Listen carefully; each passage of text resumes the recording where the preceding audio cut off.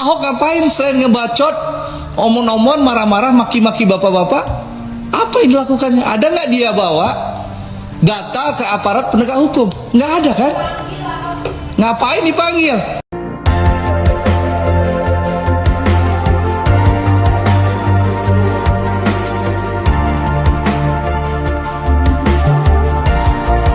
Welcome to my channel guys, Dedi Saidina.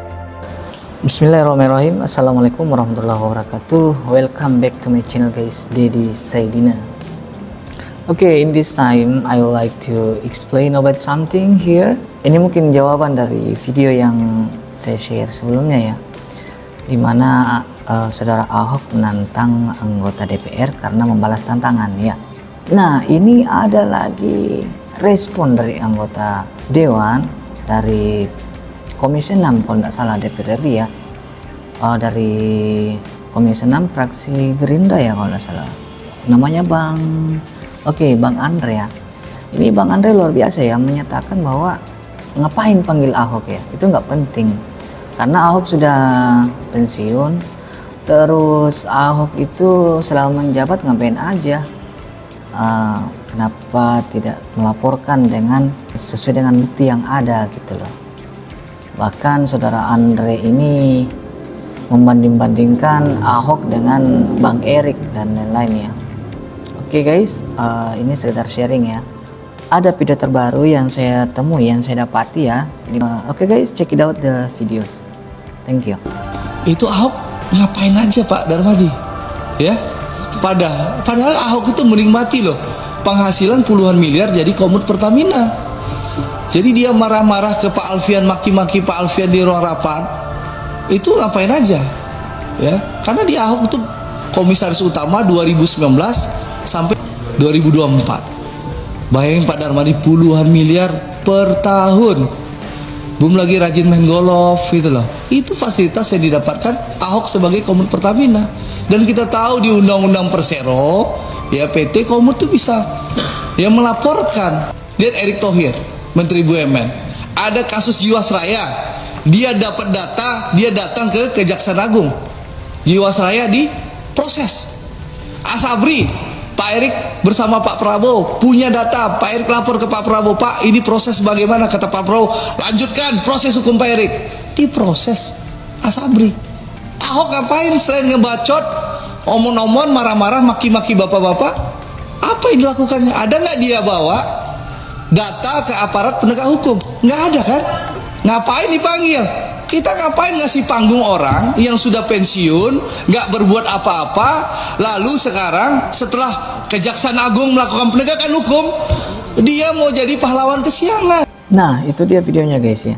Bang Andre ini sampai mencak-mencak ngapain panggil Ahok, ngapain gitu ya, selain sudah pensiun dia tidak punya data. Ini menurut Bang Andre ya, saya kira meskipun beliau sudah pensiun ya, Ahok sudah pensiun, namanya saja pejabat sebelumnya ya, sebaiknya bisa diminta klarifikasi.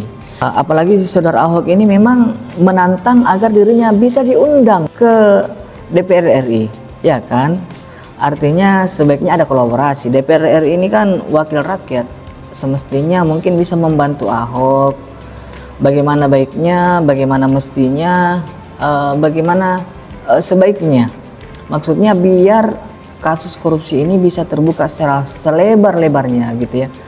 Karena kan ini rentetan dari tahun ke tahun. Di saat Ahok masih menjabat sebagai komisaris utama begitu, harusnya dipanggil juga ini mantan direktur utama.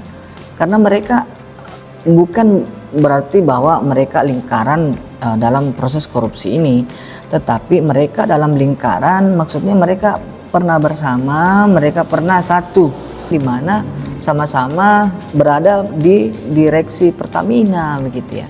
Itu sekedar sekedar sharing aja ya. Sebaiknya memang saudara Ahok ini itu dipanggil, tapi kok respon DPR RI sampai seperti ini begitu, membanding-bandingkan Ahok dengan menteri, mungkin menemukan kasus dan melaporkan langsung berdasarkan data.